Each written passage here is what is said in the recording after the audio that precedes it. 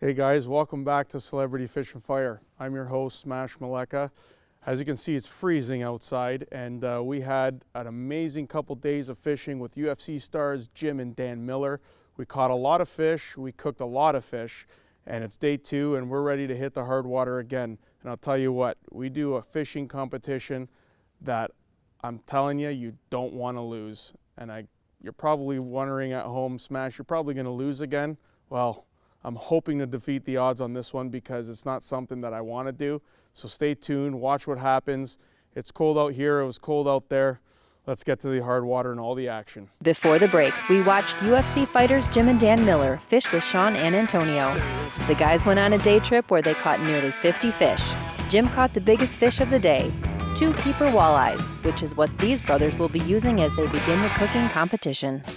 Making up my sriracha mayo here. I don't know how spicy these Canadians like it, so they have some lean herons in here. I think Jim had the right ideas. I think he had the seasoning going with the crackers, and he had the all-dressed chips, which was cool. It was cool to see him pound that. Here's the money maker a little bit here.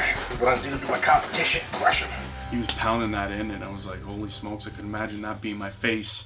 I wouldn't want to be those chips right now. So do you know what the flavor of the all-dressed chips taste like? Have you been eating them? Do you even know what you're using? And then I made a crust out of some saltine crackers and some all-dressed potato chips. I don't know what goes into them, but they're pretty addicting. Couldn't stop eating them, so there was a little bit of crumbs left. So I saw them and I used them. I'm trying to get my garlic crushed, minced up as finely as possible.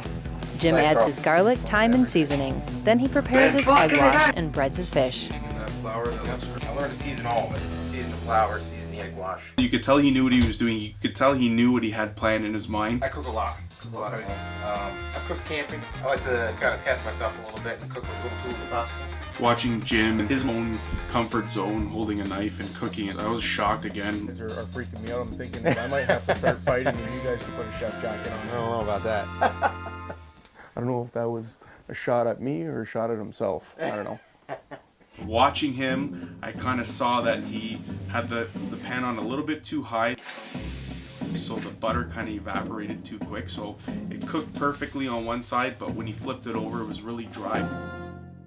Jim finishes his dish and puts his culinary skills to work in an attempt to recover from his mistake of having his pan too hot. After he adds his final garnish, it's time to present his dish at the judges' table. That looks great. What's his presentation all about? That's a shooting star, because that's the way I cook. I like that. Big flash of light, and then I'm gone. We're going to be judging this on 3 different things here. Creativity, taste, and overall presentation. So far, I'm liking the presentation of this shooting star walleye. I think he was being very generous in the presentation. The loin here, and then you have the tail piece here. That looks like it's pretty well cooked there. That's spicy. Yeah. I like that. The crunch is really good. I was worried about the chips with the crackers being too salty, but it actually worked out really, really nice. I think he had the right idea. I think what his mistake was is that he grabbed the loin and then he grabbed the tail piece. So he had a real thick piece and a real thin piece. Let's get into this loin here. It looks a little bit rare, Yeah. but we're gonna eat it anyways.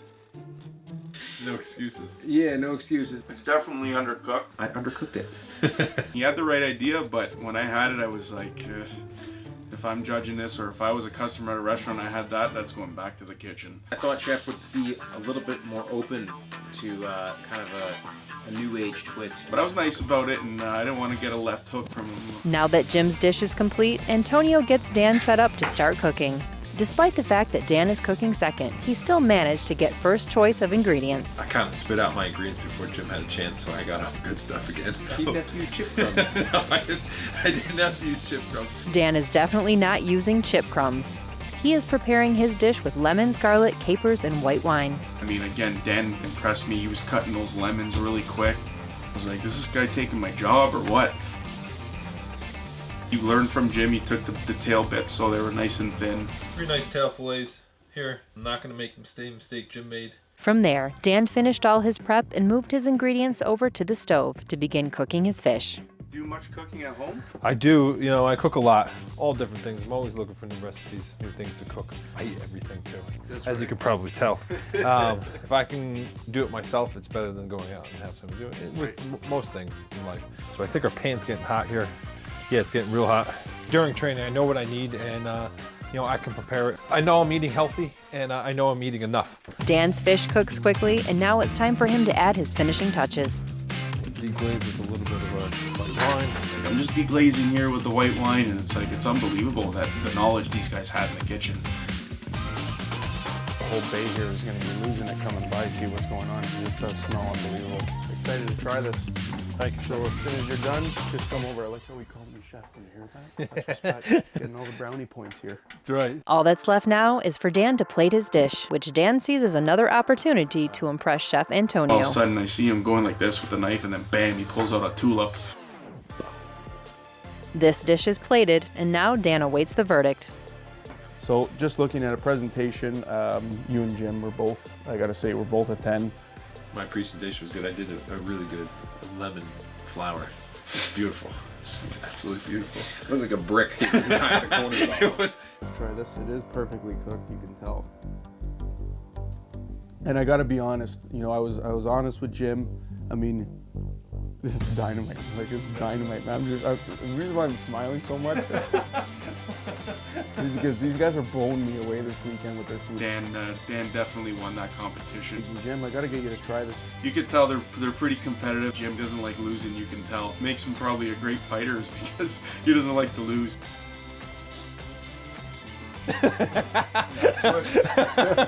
If your fish was cooked a little bit more, it would have been pretty close. But Jim got him on the hard water with the big fish, so Kind of like you and Sean. You know, you got one that knows how to cook and one that knows how to fish.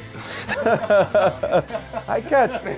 Listen, we're gonna edit that out. You got it, bud. You got the belt. Thank Jim, you're a good sport. You can tell these guys were raised right by their parents. You know, they know what they're doing, and they take care of their kids at home, cooking for everybody, and this just shows it. Dan Miller beat his younger brother Jim in the cooking competition, but there is one more competition left for this ice fishing weekend. We decided to go out when it was pretty nasty out. About minus 25 with the wind chill minus 31. So you say you're smash friendly competition? Absolutely. You're gonna take Jim and I'm gonna take Dan. Boy, we didn't even do rocks and paper. It's okay, because if I won, I would have picked Jim anyways. All right, so what's the rules here? I need to know the rules. Keeper walleye's worth 3, that's over 18 inches. Every other fish is worth 1. Okay, Losing team. so losing team does the dishes. Losing team does a snow roll in their underwear. Are you nuts? Really? We came up with this friendly wager, and the loser has to strip down to their gotchis and run out and do a snow roll. So It's not going to be me. it's gonna be right now. I am not going out there in my underwears. Here it is.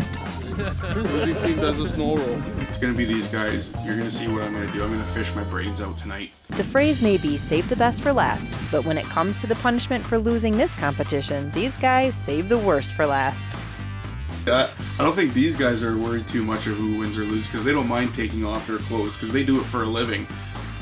The competition got off to a slow start, and with not much time left, one fish could be the difference between staying warm and a sub-zero slip and slide.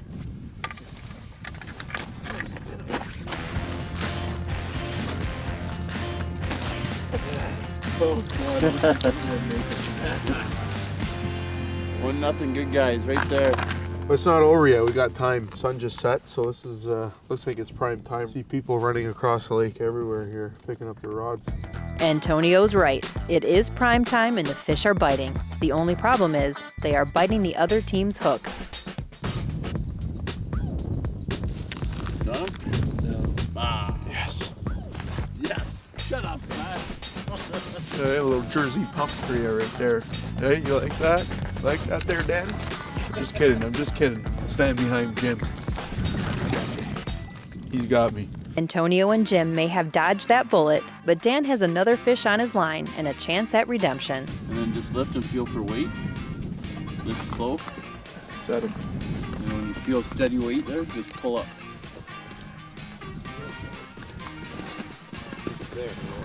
Gone?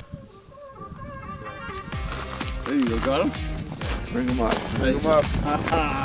With a 2-0 lead and no time left, it looks like this competition has a winner, and more notably, a loser. We ended up winning the competition 2-0. It was only a 1-hour competition that we did. Tony and I got shut out, so we have to pay up on our bet. I don't know. It'll be fun for a couple minutes, I guess. But It'll be fun for me. Apologizing right now for everybody watching. I eat for a living. I cook and eat, so I'll try to hide behind Jim. I know he's only 155, but he looks pretty ripped, so He does. I'm gonna have to. He's gonna make you look like a wet paper bag.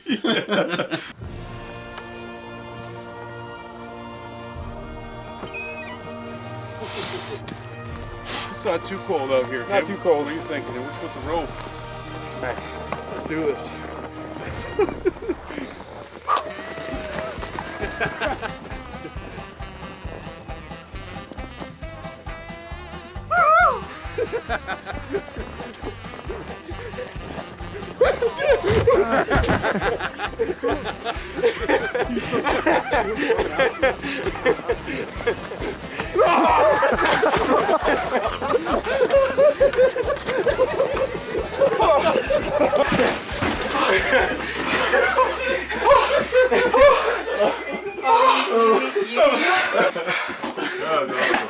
We shook the hand, we made the bet.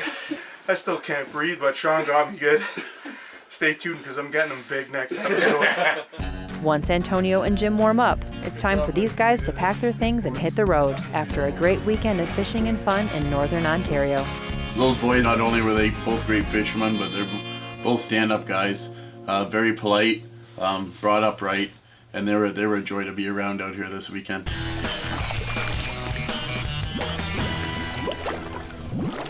Well, I'm still trying to warm up from that one. I told you it was one that you didn't want to lose, and unfortunately, I was on the losing end of that competition. I'll tell you what, it was cold. It was even colder after that competition, but we had a blast with those guys. Make sure you stay tuned next week. It's a little bit warmer as we bring in NHL veteran Ryan Turcotte with Scott Ray, also pro hockey player. We have a great time on the water, and I'll tell you what, it's a lot warmer over there. Really cold here. Make sure you subscribe to the channel, guys. If you like what you see, give it a thumbs up. I got some more cooking tips coming your way. Fish On's got some awesome fishing tips coming your way. Let's get inside. I got the fire going. I got to warm up.